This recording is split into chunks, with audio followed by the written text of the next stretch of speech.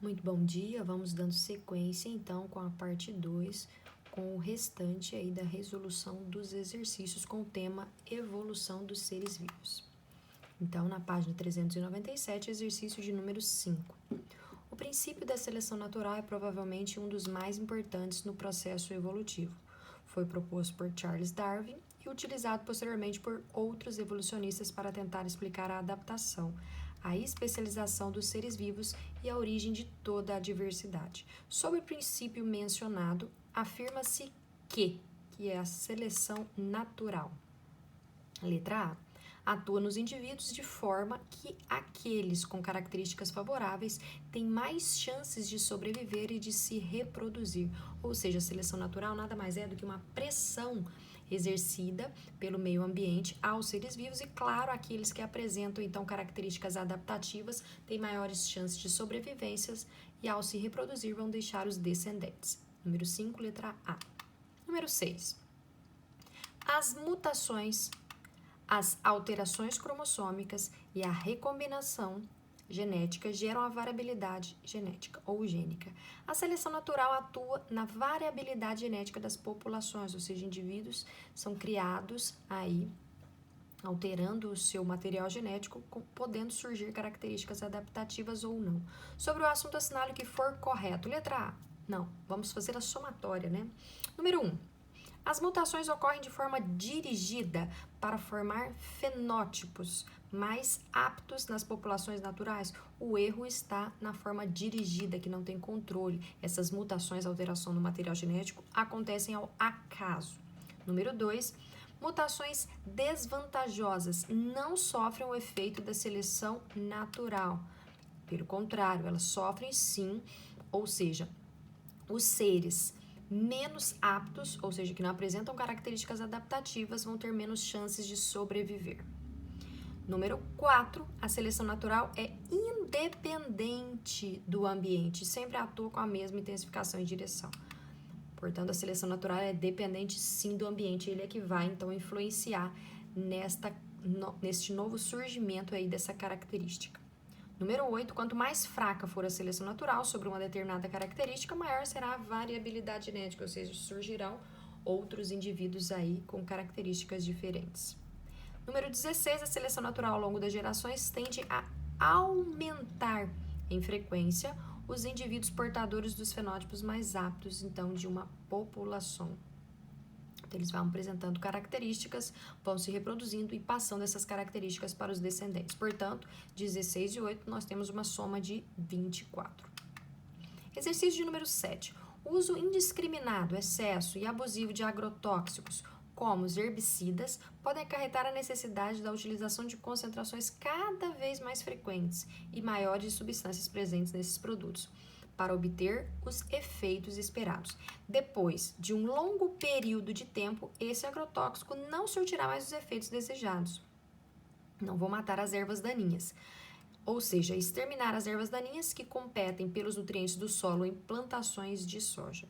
Acerca da explicação para esse fenômeno, a alternativa correta é a letra B.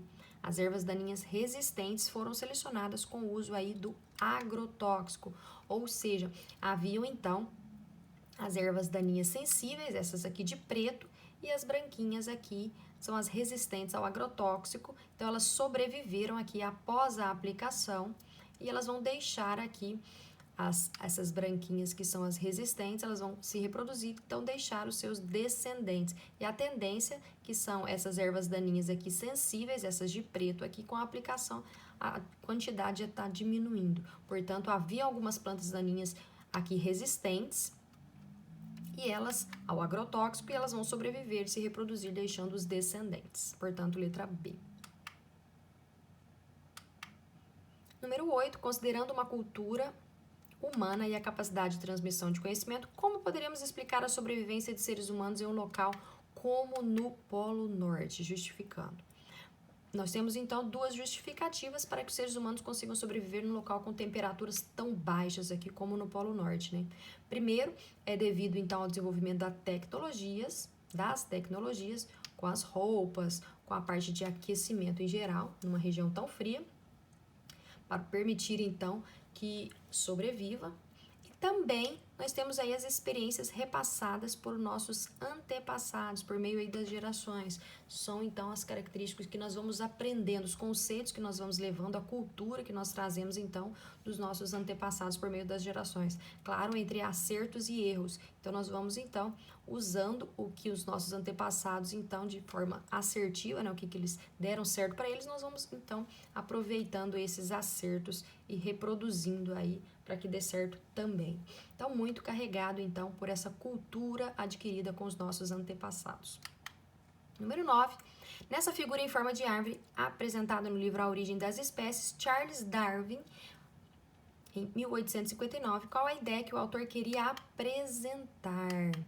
Então, nós temos aqui a letra A, espécies atuais, que estão aqui mais no topo aqui das ramificações aqui dessa árvore genealógica, conectam entre si, então elas estão interligadas, esses ramos aqui, com as espécies ancestrais, ou seja, que deram origem, então vai estar mais aqui na base, da mesma forma que nós temos, então, essas árvores genealógicas, as espécies atuais foram evoluindo a partir das características adquiridas, então, dos seus ancestrais. Então, elas têm 5 características em comum. Então, aqui nós temos o ancestral comum, ele adquire uma característica adaptativa, pode surgir uma nova espécie, então os mais evoluídos aqui na base têm 5 características semelhantes àqueles que deram origem a eles.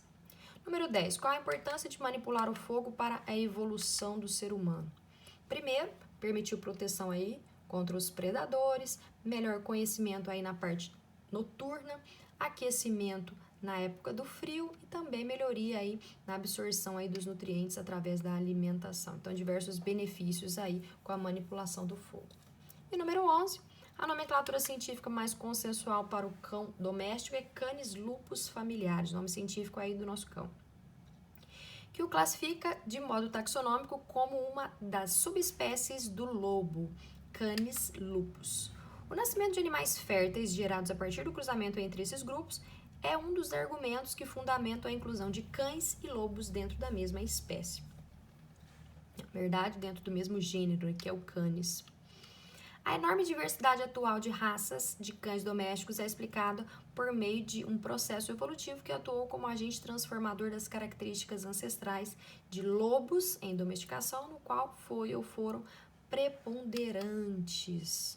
Então, nós temos aí, a partir aqui do cruzamento, então, de lobos, surgiram, então, algumas raças, então, surgindo o nosso cão doméstico. Portanto, letra A, seleção artificial de características, porque teve, então, a intervenção do homem selecionando qual é a espécie que ele queria fazer, então, os cruzamentos, seleção artificial, com o direcionamento dos cruzamentos. Então, a partir dessa espécie que ele escolheu, as características dela, ele fez novos cruzamentos para então adquirir o nosso cão doméstico a partir então do lobo.